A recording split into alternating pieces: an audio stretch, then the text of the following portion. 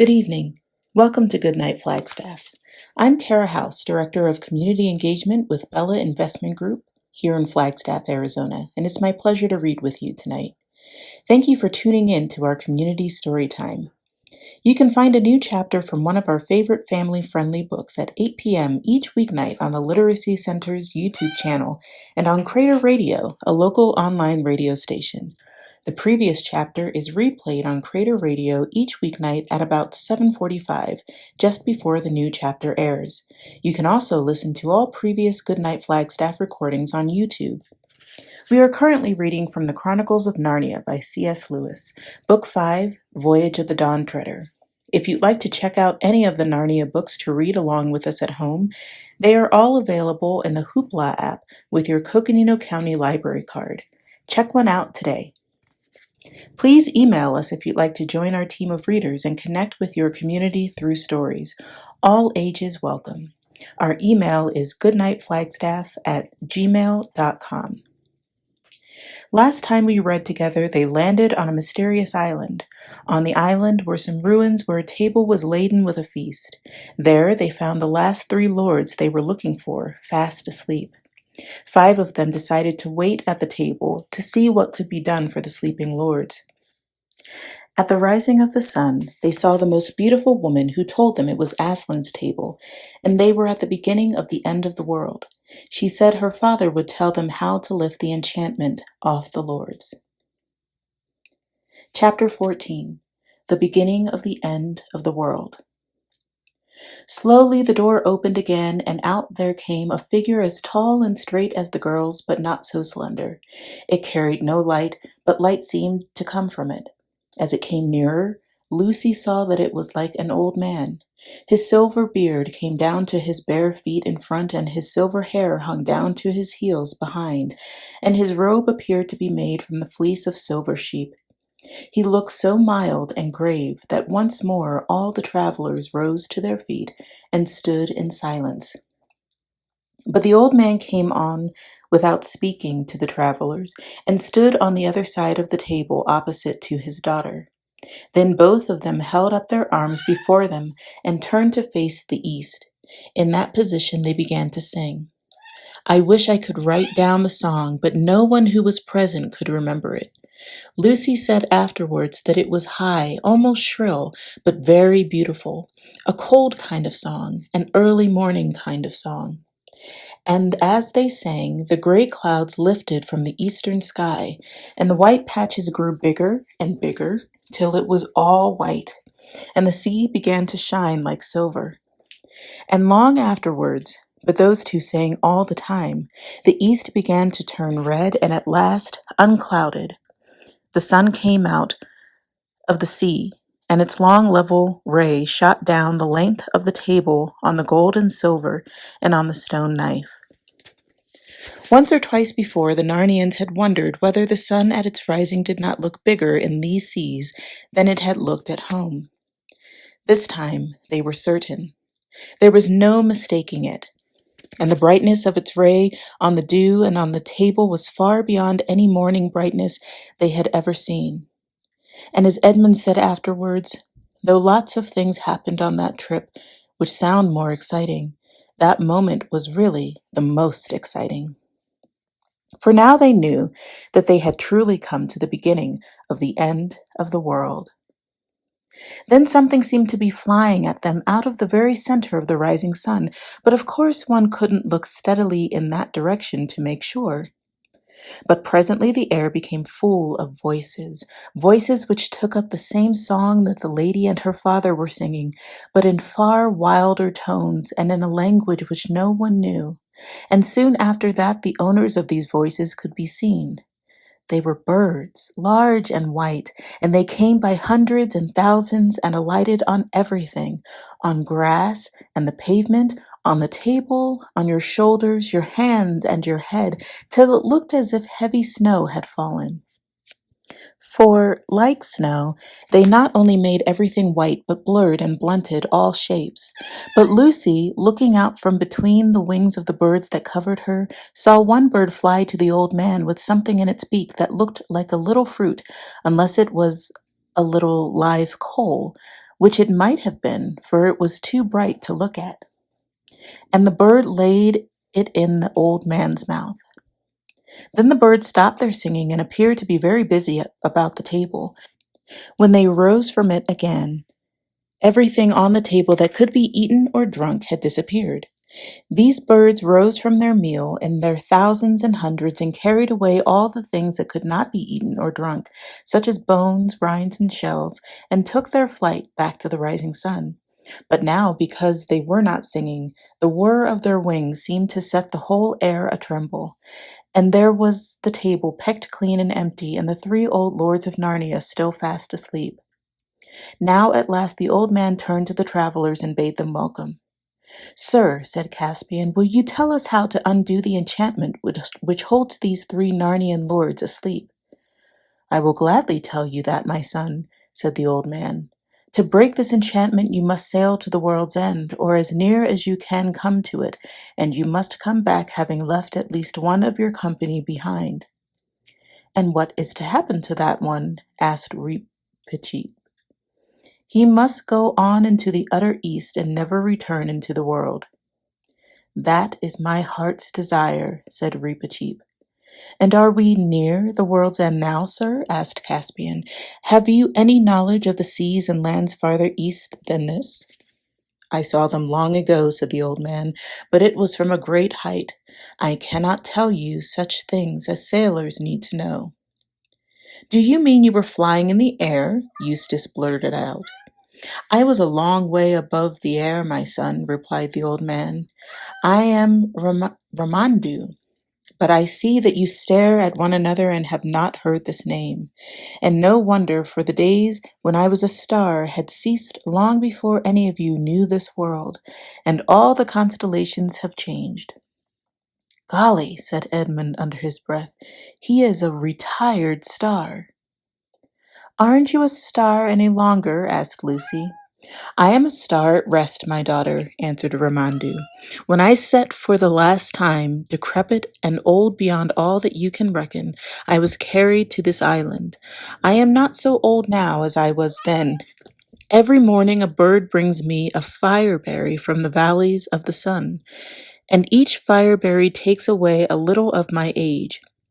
And when I have become as young as the child that was born yesterday, then I shall take my rising again, for we are at earth's eastern rim, and once more tread the great dance."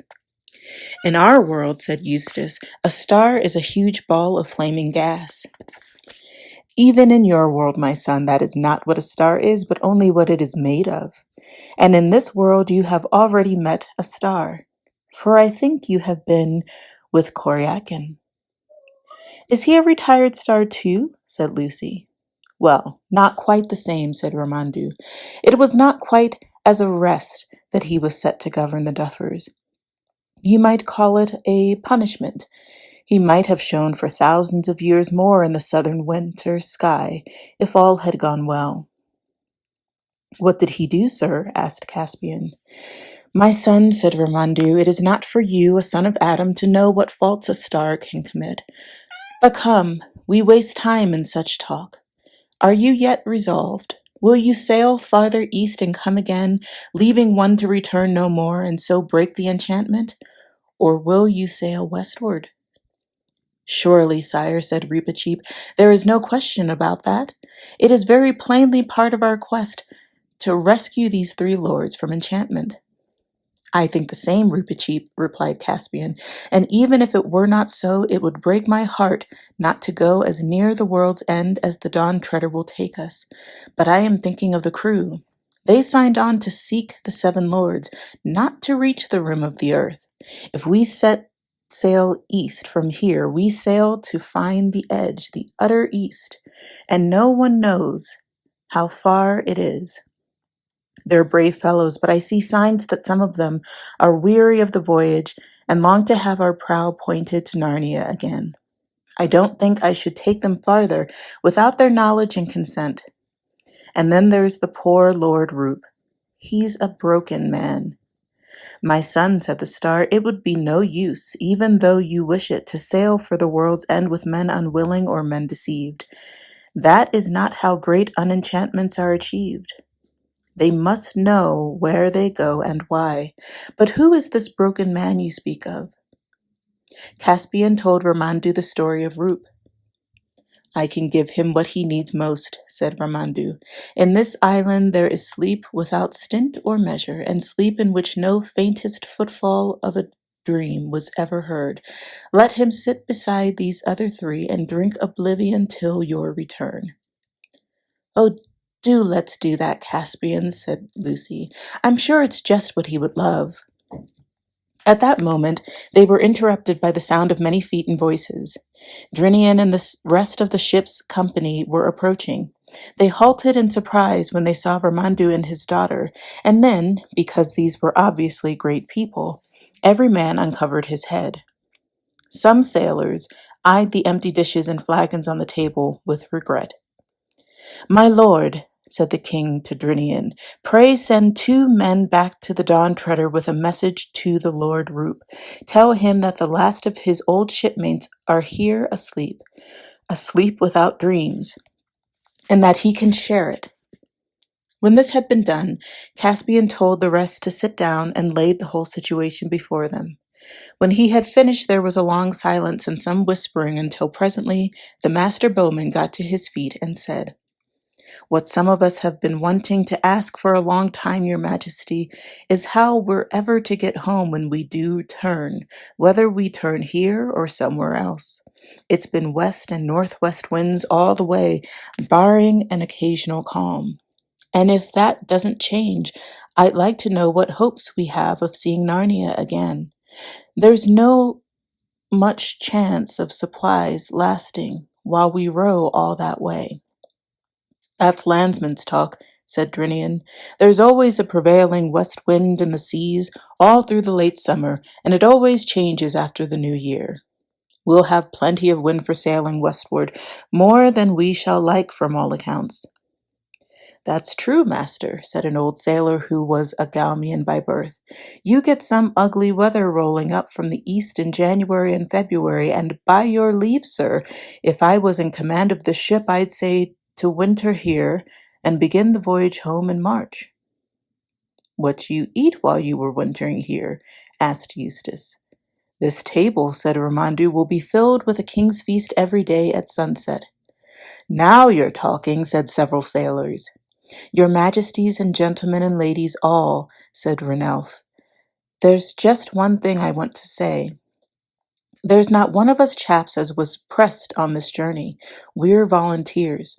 And there's some here that are looking very hard at that table and thinking about king's feasts who were talking very loudly about adventures on the day we sailed from Khara and swearing they wouldn't come home till we'd found the end of the world.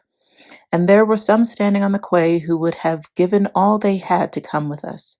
It was thought a finer thing then to have a cabin boy's berth on the Dawn Treader than to wear a knight's belt. I don't know if you get the hang of what I'm saying, but what I mean is that I think chaps who set out like us will look as silly as those duffel puds if we come home and say we got to the beginning of the world's end and hadn't the heart to go farther. Some of the sailors cheered at this, but some said that was all very well. This isn't going to be much fun, whispered Edmund to Caspian. What are we to do if half these fellows hang back? Wait, Caspian whispered back. I've still a card to play. Aren't you going to say anything, Reep? Whispered Lucy. No. Why should your Majesty expect it? Answered Reepicheep in a voice that most people heard. My own plans are made. While I can, I sail east in the Dawn Treader. When she fails me, I paddle east in my coracle. When she sinks, I shall swim east with my 4 paws. And when I can swim no longer, if I have not reached Aslan's country, or shot over the edge of the world in some vast cataract, I shall sink with my nose to the sunrise, and Peep will be head of the talking mice in Narnia. Hear, hear, said a sailor. I'll say the same, barring the bit about the coracle, which wouldn't bear me. He added in a lower voice, I'm not going to be outdone by a mouse. At this point, Caspian jumped to his feet. Friends, he said. "I think you have not quite understood our purpose. You talk as if we had come to you with our hat in our hand, begging for shipmates. It isn't like that at all. We and our royal brother and sister and their kinsmen and Sir Reepicheep the good knight and the Lord Drinian have an errand to the world's edge. It is our pleasure to choose from among such of you as are willing, those whom we deem worthy of so high an enterprise. We have not said that any can come for the asking.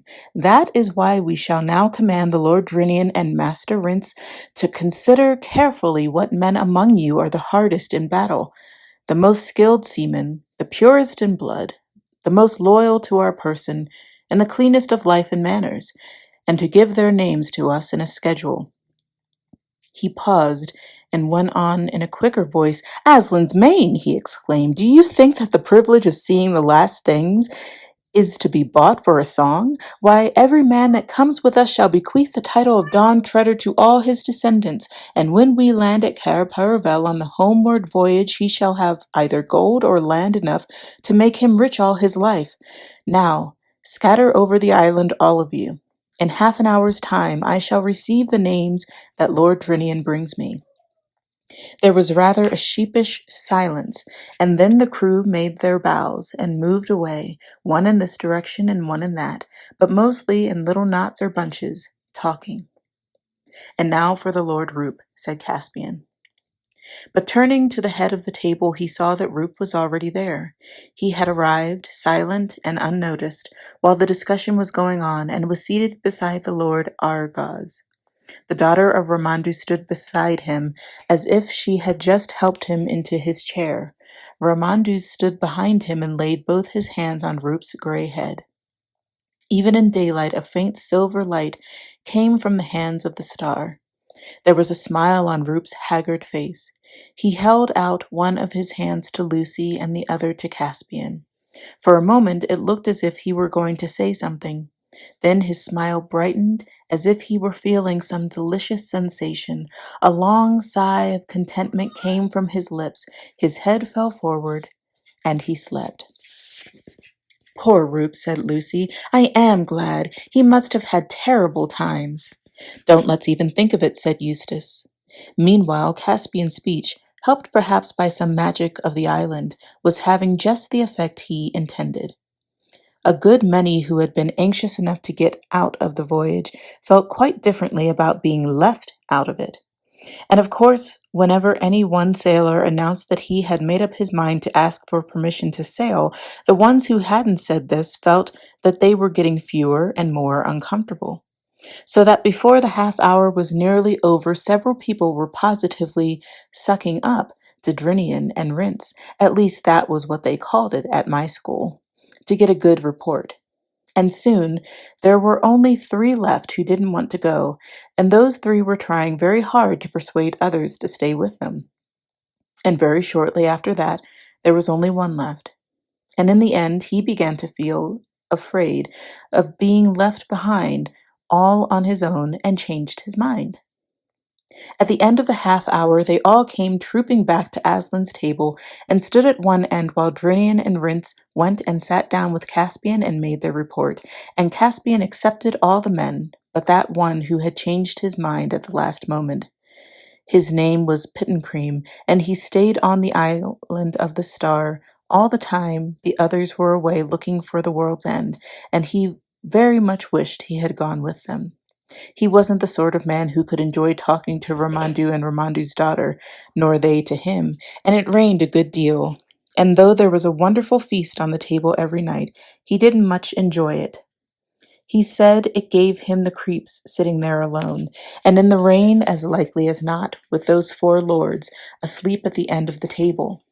And when the others returned, he felt so out of things that he deserted on the voyage home at the lone island, and went and lived in Calormen, where he told wonderful stories about his adventures at the end of the world, until at last he came to believe them himself.